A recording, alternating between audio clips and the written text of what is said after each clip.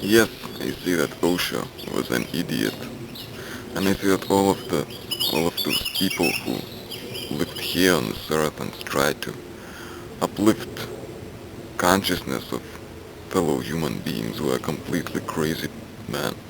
Were complete idiots because it requires absolute extraordinary compassion to choose yourself to be born in such a plane, in such a world where you know that nobody will understand you. It requires you to be completely crazy to go into such a place that you know you will not be understood, you will not be recognized. It requires such a compassion, that huge compassion. And you know, people always think that they understand. They understand like Osho and all of those great souls. They think they understand what they meant, what they wanted to say. But in fact they understand only a very small fragment of what they meant. And for example, while being in India, I've met many people who were acting like Osho, were speaking in the same way, using the same words, you know, the same body language. And but you could see that they don't know what they talk about. They know it to a very small extent. And I would say it is like realization.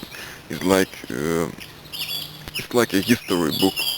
One odd, just a simple person takes this history book and reads it, and he thinks that he understands. He understands what happened. And then he goes on and preaches to other people.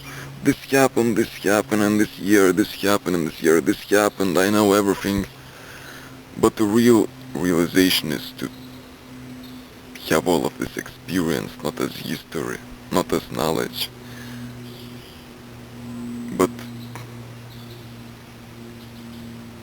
when you have experienced all of those things, when you have died in those wars, when you've been persecuted, when you persecuted, when you've been loved and when you loved, when you were a politician, a criminal, a prostitute, everything, when you went and you experienced everything, how that felt like, then you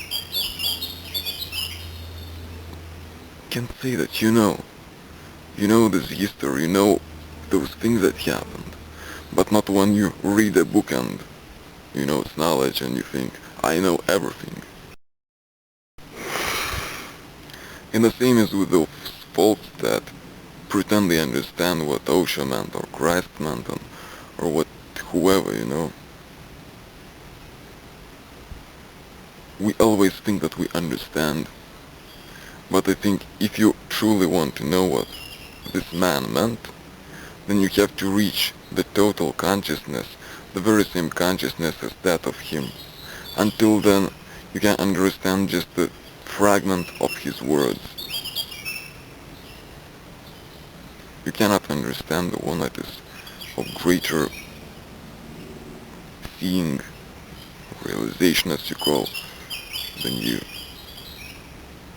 So I would say that Osho had to be a complete idiot to choose himself to be born here, because it requires such a tremendous self-sacrifice to go into a place where you know that nobody will understand you, and everybody will think they understand you, where people will criticize you, will condemn you, will persecute you.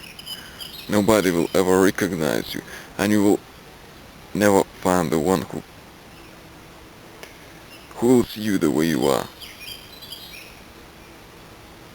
It's a lonely path, and